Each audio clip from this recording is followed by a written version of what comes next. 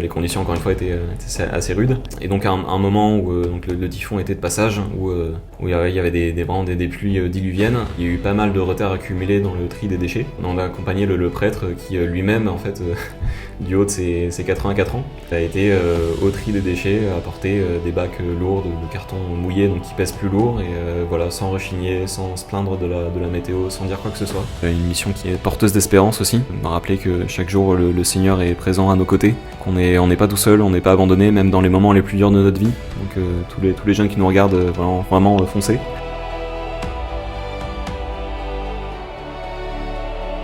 Eh bien, bonjour chers amis de la Fraternité Saint-Éphrem, bonjour Rémi, merci d'avoir accepté notre invitation.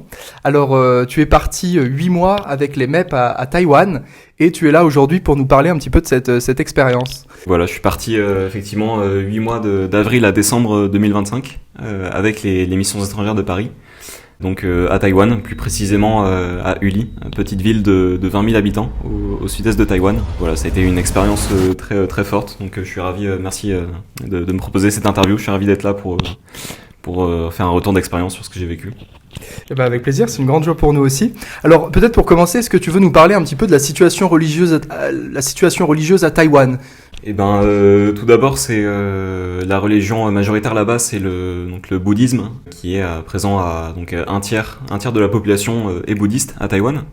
Et pour ce qui est du catholicisme, alors j'ai plus exactement les chiffres en tête, mais je crois qu'on est à un peu moins de 1% de pratiquants à Taïwan, donc ce qui est très peu au final. Sur place, donc voilà, j'ai rejoint un père donc qui a sa paroisse à Uli, qui a beaucoup œuvré, je pense, pour le catholicisme à Taïwan, même si c'est qu'une petite ville de 20 000 habitants. Enfin, en tout cas, les catholiques sont très minoritaires là-bas. J'ai eu le sentiment, en vivant 8 mois à Taïwan, que tous les Taïwanais, globalement, sont très respectueux des religions, que ce soit entre bouddhistes, taoïstes, catholiques, protestants même.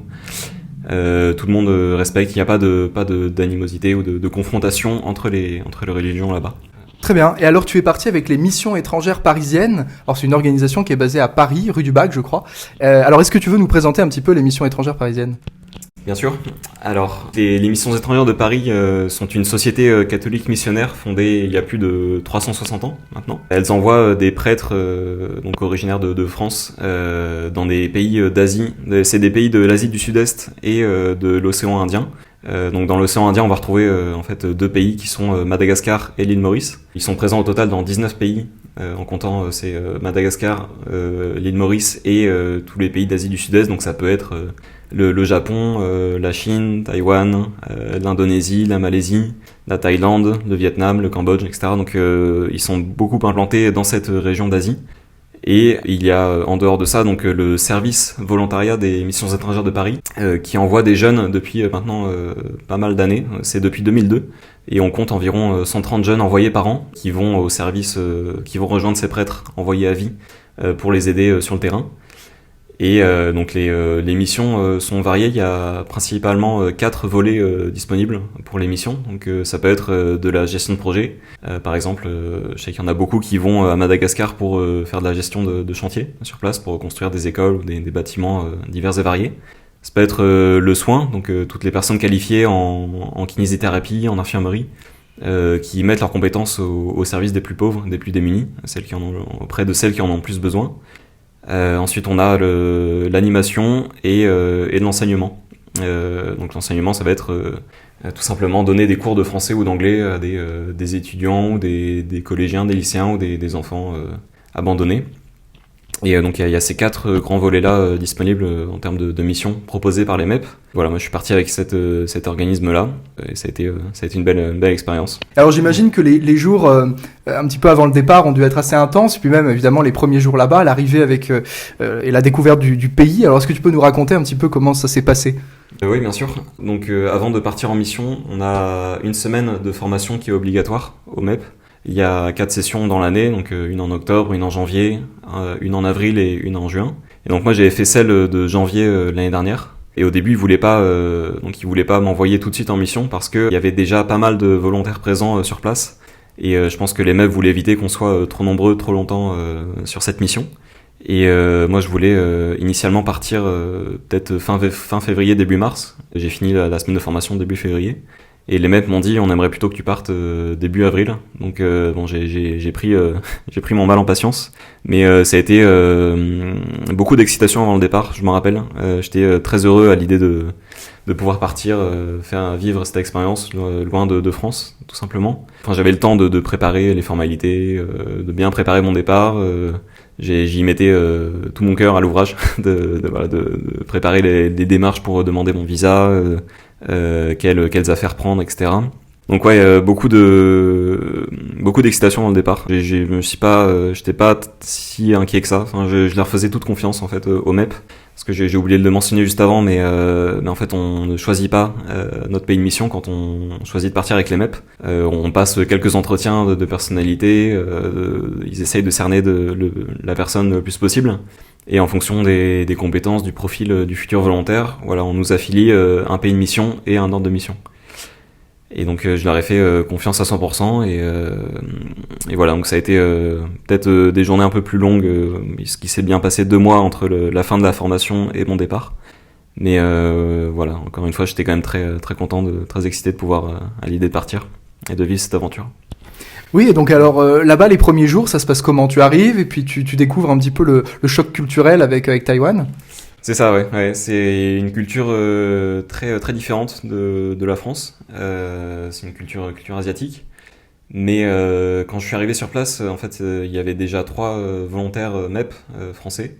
Et en fait, l'intégration s'est faite hyper facilement et rapidement grâce à eux.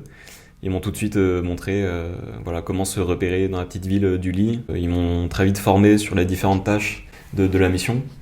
Donc ça a été l'intégration a été rendue très facile grâce à eux. Donc j'ai pas eu bon, certes, il y a eu un peu un choc culturel d'être parachuté dans une autre ville, dans un autre pays. Mais dans mes souvenirs, ça a été très facile grâce à ces volontaires. Bon, j'aurai l'occasion d'en reparler plus tard, mais très rapidement, il y a eu la barrière de la langue qui est venue. Ça n'a pas été si simple. Mais les premiers jours se sont très bien déroulés grâce aux autres volontaires sur place. Donc il y a des volontaires laïcs et il y a aussi des prêtres, j'imagine, dans les missions à Taïwan. C'est ça. Donc des volontaires français, MEP qui qui étaient là présents depuis plus longtemps, donc qui avaient fait des semaines de formation antérieures. Sur place, on a rejoint un prêtre des missions étrangères de Paris, originaire de Bretagne.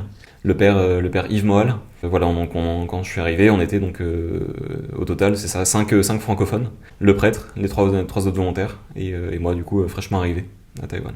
Et donc à partir de cette arrivée, tu es resté donc 8 mois à Taïwan. Alors est-ce que tu as en 8 mois, il a dû se passer beaucoup de choses. Est-ce que tu as des anecdotes un petit peu de la vie sur place qui t'ont marqué? Alors oui, c'est sûr, il y en a pas mal. Bon, déjà pour la petite anecdote, j'étais censé rester 6 mois au total dans cette mission. Et j'ai été tellement pris par la mission, ça m'a tellement plu que j'ai décidé de prolonger de 2 mois supplémentaires en demandant au préalable l'accord auprès des MEP s'ils étaient d'accord. Et pour eux, il y avait aucun problème, donc j'ai prolongé de 2 mois, donc d'avril à décembre. Voilà, en termes d'anecdotes, il y aurait tellement de choses à dire. Une qui me revient en tête, c'est au moment et en fait, Taïwan est sujet à pas mal de typhons, enfin de conditions climatiques assez dures. Et nous, la période où j'y étais, on n'a jamais eu vécu de typhon en tant que tel. On a juste eu les résidus, c'est-à-dire des grosses pluies et des rafales de vent. Et malgré ça, fallait quand même continuer à travailler, malgré les conditions. Le père Yves qui est sur place, depuis qu'il est arrivé, il fait de la réinsertion sociale, donc c'est-à-dire qu'il accueille à bras ouverts donc des personnes abîmées par la vie. Donc ça peut être des handicapés physiques ou mentaux, des toxicomanes, des alcooliques, des anciens prisonniers même. Donc il accueille ces gens-là à bras ouverts pour leur donner un travail, un salaire, un logement, pour qu'ils puissent se reconstruire tout simplement et qu'ils puissent redonner du sens à leur vie par le travail. Et pour ça, le père a fondé plusieurs petits projets, notamment un centre de tri des déchets recyclables, où la majeure partie de ce qu'on appelle les bénéficiaires, toutes ces personnes qui sont alcooliques, qui sortent de prison, etc., qu'on appelle les bénéficiaires, travaillent là-bas. Et donc à un moment où donc le typhon était de passage, où il y avait vraiment des pluies diluviennes, et il y a eu pas mal de retard accumulé dans le tri des déchets. Et donc ce jour-là, on avait décidé, c'est le père Yves qui nous avait dit, j'ai besoin de vous pour qu'on écoule un peu le stock de sacs de déchets à trier. Voilà, bon, les conditions encore une fois étaient assez rudes. On était avec quelques autres volontaires, 1 ou 2 bénéficiaires, parce que le gouvernement avait quand même dit ce jour-là que restez chez vous, restez confinés le temps que le typhon passe, quoi. Et nous, il y avait juste pas le choix, et donc on était, on a accompagné le prêtre qui lui-même, en fait, du haut de ses 84 ans, était au tri des déchets, à porter des bacs lourds de carton mouillé, donc qui pèsent plus lourd, et sans rechigner, sans se plaindre de la météo, sans dire quoi que ce soit. Et moi, c'est un exemple qui m'a marqué, c'est la dévotion du Père Yves pour sa fondation, tout ce qu'il a fait sur place. Cette dévotion au travail, peu importe les conditions météorologiques. Et c'est assez fort. Le Père Yves en lui-même est une leçon d'humilité et de patience. C'était un bel exemple de vie. Voilà, il y a aussi un autre passage du typhon, là c'était en août cette fois-ci, où donc il y a aussi une petite ferme agroécologique dont il fallait s'occuper. C'était pour préparer avant l'arrivée du typhon, justement. Pareil, des grosses pluies, des grosses rafales de vent. Et ce jour-là, j'y étais allé avec lui et avec un des autres bénéficiaires. Et il fallait tout simplement s'occuper de faire rentrer les poules une par une dans le poulailler pour éviter que des poules s'envolent ou qu'on ait des pertes. Et voilà, pareil, c'était le même exemple que quand on était avec lui au tri des déchets, mais on contrôlait pas la météo sur place, donc faire avec les conditions du moment. Et pareil, il n'était pas là à rechigner, à se plaindre de quoi que ce soit, donc un bel exemple de vie. Oui, c'est édifiant. Et donc il y a eu les grosses épreuves météorologiques, à ce que je vois. Et est-ce qu'il y a eu d'autres grosses épreuves? Peut-être qu'est-ce qui a été le plus dur à Taïwan dans cette mission? La difficulté numéro 1, pour moi, ça a été le côté physique de la mission, justement. Un des gros volets de la mission sur lesquels on tournait, c'était faire les tournées des villages et des villes aux alentours. Parce que pour que le centre de tri fonctionne correctement, il y avait 5 camions à disposition, des équipes de 3 bénéficiaires. Et nous, avec les volontaires, on tournait sur un camion, donc celui qui allait le plus loin et qui ramassait la plus grosse quantité de déchets. Et chaque semaine, il y avait donc un volontaire qui allait bosser sur ce camion-là, pendant que les autres avaient d'autres tâches. Et pour moi, ça a été le plus exigeant physiquement, parce que tout est manutentionné à la main. En fait, on remplit des grands sacs de tissu de déchets recyclables à la main. Et c'est des efforts, des travaux auxquels j'étais pas du tout habitué auparavant en France. Et c'est quelque chose que j'avais jamais fait. Et à tel point que 2-3 mois après avoir commencé ce travail-là, j'ai eu un petit début de tendinite aux avant-bras qui m'a obligé à me poser 2-3 jours avant de reprendre plus progressivement et tranquillement. Pareil, la période où j'y étais, j'ai connu les mois les plus chauds à Taïwan, c'est-à-dire juillet, août, septembre. Et ça a été, je dirais, entre 35 et 40 degrés, avec un taux d'humidité assez élevé, physiquement hyper exigeant. Voilà, d'un autre côté, quand on voyait tout ce que le Père Yves faisait, encore une fois, 84 ans, qui continue à conduire tous les jours, à porter des charges lourdes, à se donner pour tout ce qu'il a fait à Uli depuis qu'il est là. Nous, ça nous donnait de la force, de la motivation, et donc c'était hors de question pour nous de faire le travail à moitié ou de se plaindre des conditions. Donc moi, quand j'ai le souvenir d'avoir fait pas mal de camions, surtout au mois d'août, et chaque fois qu'on passait dans les villages, je m'efforçais de sourire justement aux habitants, de pas montrer que j'étais en train de subir, même si j'avais le t-shirt rempli de sueur, que j'étais obligé de boire jusqu'à 2 litres d'eau par jour pour éviter de tomber dans les vapes. Donc très très très exigeant, mais je pense que ça m'a poussé à me dépasser. Côté psychologique, ça s'est beaucoup joué dans la tête aussi quand j'étais justement dans ces conditions dures, que ce soit le matin ou l'après-midi, il n'y avait pas d'horaire aménagé. J'essayais le plus possible de penser au travail sur le moment et de mettre de côté justement ce côté dur et exigeant du travail et d'être plus disponible aux personnes qu'on rencontrait, chez qui on ramassait les recyclables. Des grosses difficultés physiques, tu parlais aussi de la barrière de la langue. Alors évidemment, on parle pas français à Taïwan, alors ça a dû être assez difficile de s'adapter aussi à la langue? Oui, effectivement, les premiers mois, ça a été assez déroutant. Mais sur place, en fait, on avait l'immense opportunité de prendre des cours de chinois. C'était une personne payée par le Père Yves qui venait à la paroisse, donc pour le volontaire, à la bonne volonté du volontaire, de prendre des cours. Et donc j'ai saisi cette opportunité-là, peut-être 3 semaines après être arrivé à Uli. Donc au début, ça a pas été évident, loin de là. C'est une langue qui a rien à voir avec les langues européennes.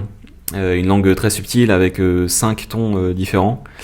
Et encore plus Aelie, petite ville campagne où en fait les personnes c'est leur langue de base, et puis voilà, ils parlent vite, ils mâchent leurs mots, donc c'était compliqué pour une langue subtile comme ça de déceler et d'entendre les mots. Voilà, très très très compliqué au début, pas très motivé aussi. En fait, il y avait la charge physique du travail de la journée, et puis on prenait les cours le soir, donc c'était pas forcément évident de trouver la motivation derrière de prendre ce cours-là. Et voilà, pas forcément aussi pas évident de trouver la motivation de réviser les cours entre 2 cours successifs. Mais petit à petit, je me suis remis dedans, et j'ai eu un déclic à un moment, je pense après 4-5 mois de mission, où je me suis dit j'essaye davantage de parler aux Taïwanais, aux bénéficiaires ou aux personnes qui entourent le périve. Même si ma syntaxe de phrase est pas correcte, même si les mots sont pas bons, voilà, je m'efforce de parler aux gens, et ça a été je pense le déclic, et ça m'a poussé à apprendre davantage, de plus en plus de vocabulaire. Donc voilà, je dirais les premiers mois pas faciles, très déroutants, parce que du coup je pouvais communiquer que par des gestes ou des sourires un peu gênés. Et sur la fin de mes missions, ça a été aussi une de mes plus grandes satisfactions d'ailleurs, d'avoir des petites discussions fluides en mandarin avec ces personnes-là, de pouvoir en tout cas de pouvoir le parler, et très satisfait de voir que les gens pouvaient le comprendre. Et après, pour la compréhension orale, c'était autre chose. Ça, même encore aujourd'hui, j'ai passé que 8 mois là-bas, mais très très très compliqué de comprendre ce que les gens disent. Mais en particulier avec le chauffeur du camion sur lequel on tournait avec les autres volontaires, c'est celui avec qui j'ai le plus parlé et avec qui j'ai eu le plus de discussions. Très bien, et donc la messe aussi était en mandarin, j'imagine ? Exactement. Le père Yves célébrait sa messe déjà tous les matins à 6h30 en mandarin. Et aussi tous les dimanches matins. Alors il avait 2 messes, une à 7h30. Celle-là était en langage aborigène, parce qu'on était sur Uli, c'est le lieu de culture, d'ethnie aborigène qui existe encore. Et donc une messe, on les appelle les Amitsu. Donc une messe en langage Amitsu, et après une messe à 9h30 en classique en mandarin. Mais voilà, il y avait des moyens concrets qui existent, comme l'application qu'on utilisait beaucoup AELF pour suivre les lectures en français, et puis je me servais aussi de l'application d'Opus Dei pour lire le commentaire de l'évangile, pour éviter d'être trop perdu pendant la messe le dimanche. Oui, bien sûr. Ouais. Et donc on a parlé un petit peu des épreuves. J'imagine qu'il y a eu aussi de grandes grâces, de belles joies à Taïwan. Alors est-ce que tu veux nous en partager quelques-unes ? Oui, il y a déjà, je dirais, je pense la grâce... une des grandes grâces que j'ai reçues, c'est d'avoir tenu bon physiquement dans cette mission. Je pense que j'étais pas le plus affûté physiquement pour cette mission avant de partir. La tendinite le prouve bien. Je pense que j'ai reçu de grandes grâces d'avoir pu tenir bon, aller jusqu'au bout de cette mission de 8 mois assez intense. Encore plus avec la période estivale où c'était quand même très très chaud et très très exigeant. La grâce aussi de m'être donné dans l'apprentissage du mandarin, d'avoir pu comprendre les Taïwanais à la fin. Beaucoup de fruits sur cette mission, beaucoup d'apprentissage, de persévérance, de résilience, même quand c'était dur physiquement. Je dirais aussi une grande grâce d'avoir pu être aux côtés du père Yves. C'est un prêtre qui a une leçon de vie, leçon de patience, d'humilité, d'espérance. Très très honnêtement, je remercie le Seigneur encore aujourd'hui d'avoir pu vivre 8 mois auprès du père Yves. C'était vraiment une grande grâce que j'ai reçue. Est-ce que tu recommanderais de partir avec les MEP aux jeunes qui nous écoutent, et quel bilan est-ce que tu peux tirer un petit peu de cette expérience ?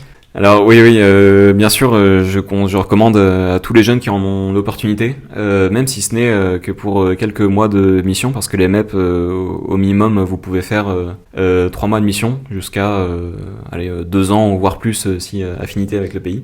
Mais c'est vraiment une expérience à vivre. Il y a des missions très variées. Et les MEP savent ce qu'ils font. Enfin, ils envoient depuis 2002 des jeunes, donc ils sont très pros dans ce qu'ils font. Et puis ce que j'apprécie chez eux, c'est l'accompagnement avant, pendant et après la mission.